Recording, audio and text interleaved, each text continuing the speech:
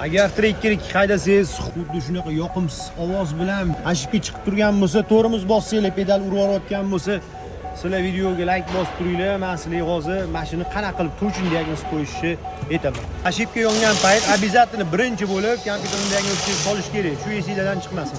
O'shani aniq nimadan ketganligi bilinadi. Biz 3 ta narsadan bo'ladi. Основной vakuumdan bo'ladi, tormoznoy vakuum.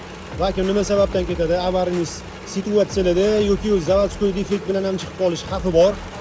Yoki datchini oxirgi o'rinda turadi. Datchisi redki suvchi ketadi. Keyin mana bu yerda tormoznoy vakuum nasosi bor. Bu qachonki ketadi, moyni o'z vaqtida almashtirmasanglar, probegidan oshuv yurib yorsanglar, nagar yig'adida, ichida kichkina teshiklari bor. O'sha teshiklar to'lganning hisobiga, havo haydamaganning hisobiga ichi virbitga bo'lib, raso bo'lib ketadi. Vakuummi, nasosmi yo datchimi ketganini qanaqa qilib aniqlaysizlar? Mashinani zavodga qo'yasizlar, hamdan vakuum shlankasi kelgan. Shuni ochib qarasizlar, mana mana shu nasosni havo tortib oladigan joyi bor.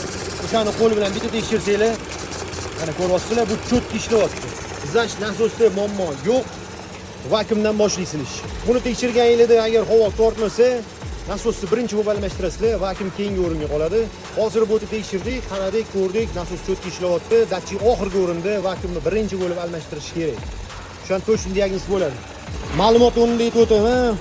Vakuum original 1 million turadi, nasos original 8 ming turadi, datchi 2300 ming atrofida bo'ladi.